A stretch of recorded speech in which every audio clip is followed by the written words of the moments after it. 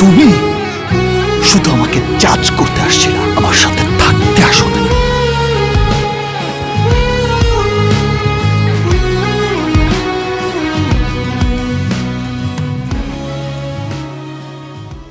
Hello everyone, নতুন আর একটা গানের রিয়াকশন নিয়ে এসেছি। যদিও গ্যাপ গেছে এবং গানটা নতুন না, তোমরা 100 বারের মধ্যে শুনে ফেলছো এবং গানটা রিলিজও পাইছে ওটিটিতে 4 দিন হয়ে গেছে। তো আমাদের করতে একটু লেট হয়ে গেছে এবং তোমরা গেস করো গানটা, কারণ গেস করার কিছু নাই, থাম্বনেল দেখে সবাই বুঝে ফেলছে।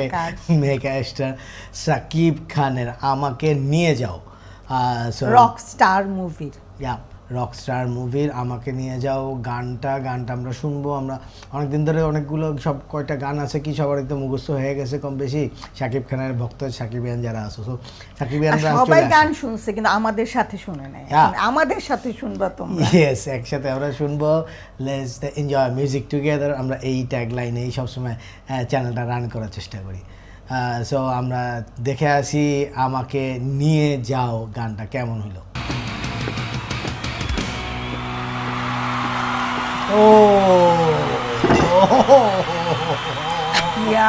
স্টেডিয়াম বোমার চিৎকার শুনেছো কখনো? শুনতে চাও?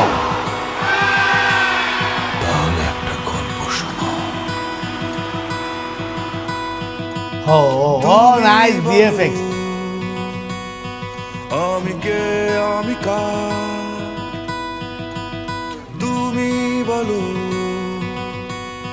কেন এত হাহাকার আমার বুকে? তুমি বলো আমি কোথায় পালাই? I'm waiting for the high pitch. আমি কার কাছে যাই স্টেডিয়াম ভরপুর, জানি না। আমাকে নিয়ে যাও তোমার সাথে, হাতটা রাখো তোমার হাতে। আমাকে নিয়ে যাও তোমার সাথে, আমার হাতটা রাখো তোমার হাতে।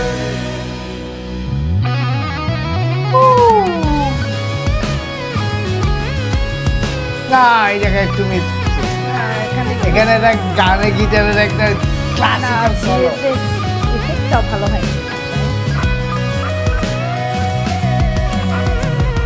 তুমি বলো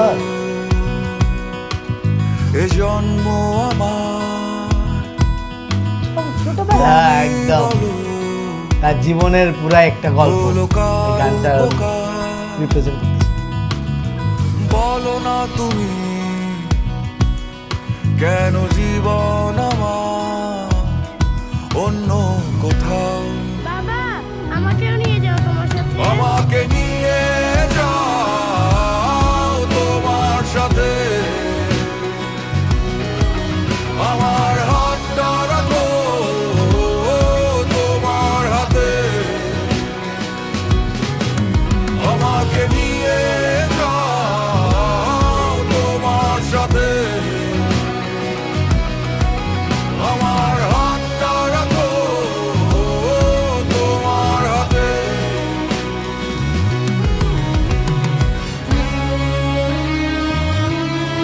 তুমি শুধু আমাকে জাজ করতে আসছিলে, আমার সাথে থাকতে আসলে না।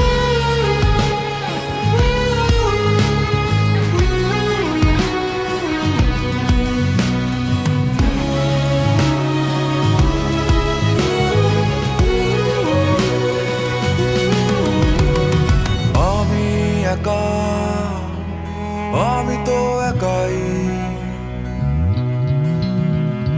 দুঃখ আমার আকাশে উড়াই। আমি একা, আমার কেউ নাই, দুঃখ আমার বাতাসে উড়াই।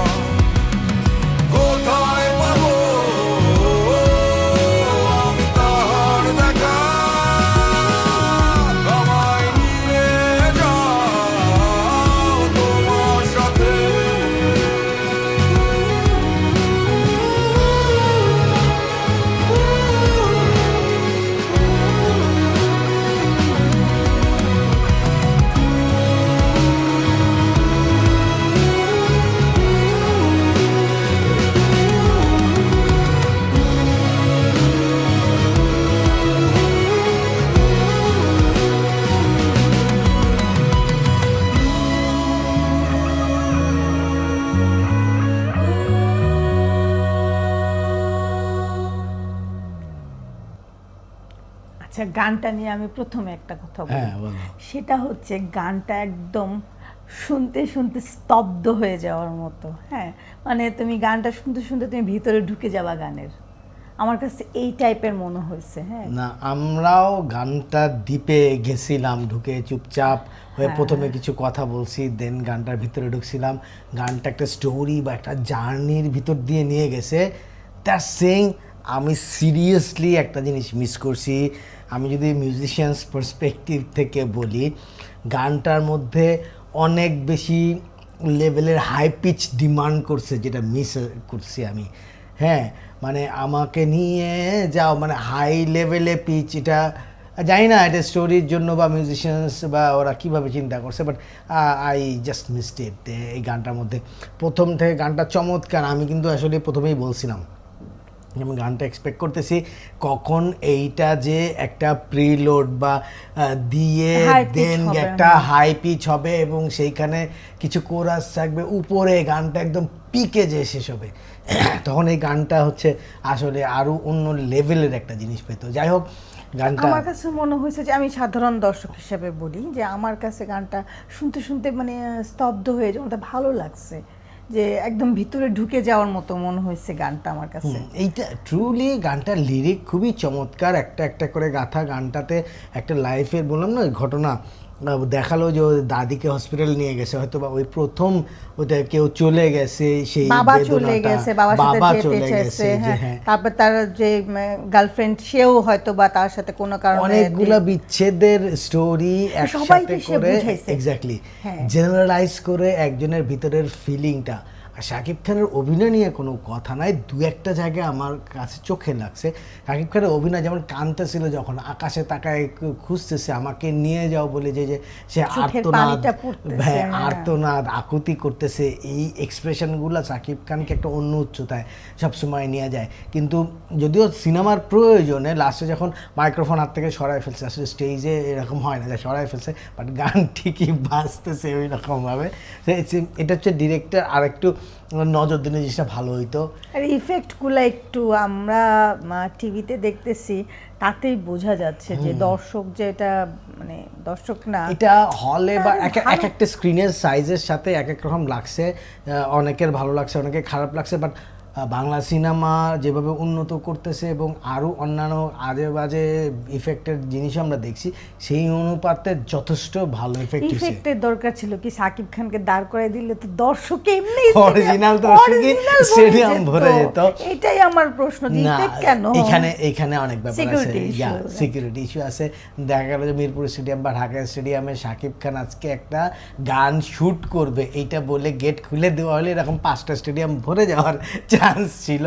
বাট ওই ক্রাউডটাকে কন্ট্রোল করা, ট্রাফিক কন্ট্রোল করা, সিকিউরিটি কন্ট্রোল করা, এগুলো একটা হিউজ টাফ। দ্যাটস ওয়াই এইটা দেশের বাইরেই শ্যুট করা হয়েছে এবং এরা ভিএফএক্স দিয়ে এসে অনেক কিছু করা হয়েছে। যাই হোক, সব মিলে গানটা ছিল চমৎকার, কথাগুলো চমৎকার, সুর হয়েছে চমৎকার এবং গায়কী ইজ ওকে। অ্যান্ড মানে লিপসিংটাই কোথাও কোথাও একটু দুর্বল লাগছে আমার কাছে, যে মানে শাকিব খানের জন্য আরও ম্যাচিউর ভয়েসের গায়ক হইলে শাকিবের সাথে খুব যাইতো। শাকিব তো আসলে মেগা স্টার একটা, হ্যাঁ, গানটার সাথে ওই জায়গাটাতে একটুখানি আমার গ্যাপ মনে হয়েছে। But overall is fine. অন্যান্য যা গান শুনি আমরা সেইটার সাথে তুলনা করলে এই গান একটা লেভেল ছুঁয়ে গেছে, সবাইকে টাচ করে গেছে একটা জায়গায়। হ্যাঁ, টাচ করে যাওয়া, Exactly. টাচই ছিল আসলে গানটা। টাচ ছিল।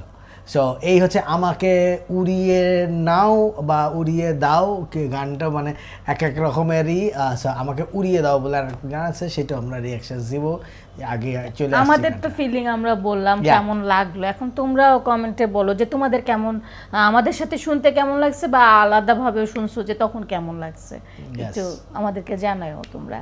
ওকে, ততদিন ভালো থেকো, নেক্সট ভিডিও আসা পর্যন্ত সাথে থাকো। সাবস্ক্রাইব না করে থাকলে সাবস্ক্রাইব করে ফেলো। Till then, good bye. আমার আকাশে উড়াই